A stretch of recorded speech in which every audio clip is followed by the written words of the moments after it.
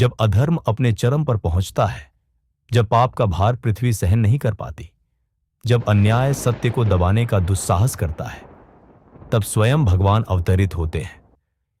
एक अवतार जो प्रेम का प्रतीक है, एक योद्धा जो धर्म की रक्षा के लिए आया है।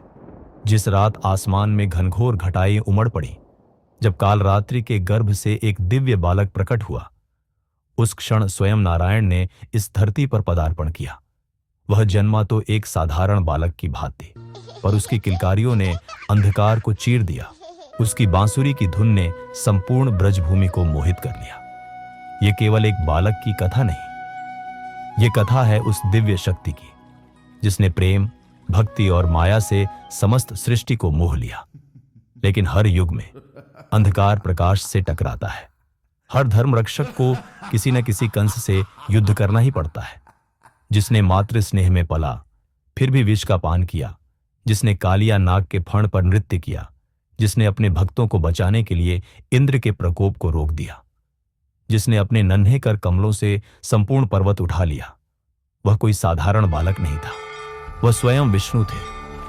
अब समय था अधर्म के अंत का, अब समय था कंस के आतंक को मिटाने का, जिसका नाम सुनते ही कंस के हृदय में भय उत्पन्न हो जाता था। वह बालक अब एक योद्धा बन चुका था, जिसने अन्याय का अंत किया, जिसने सत्य को विजय दिलाई।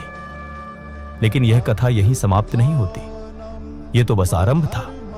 जब धर्म संकट में था, जब कुरुक्षेत्र के रण में विनाश आसन्न था, जब अर्जुन मोहग्रस्त था, तब श्री कृष्ण ने दिया वह दिव्य ज्ञान जो युगों युगों तक अमर रहेगा।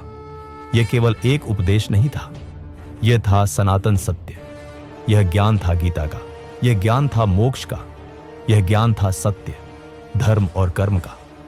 जो केवल एक मित्र नहीं था, जो केवल एक सारथी नहीं था, वह तो स्वयं ईश्वर था, जो आया था प्रेम और सत्य का संदेश लेकर, जिसने हर युग में धर्म की स्थापना की।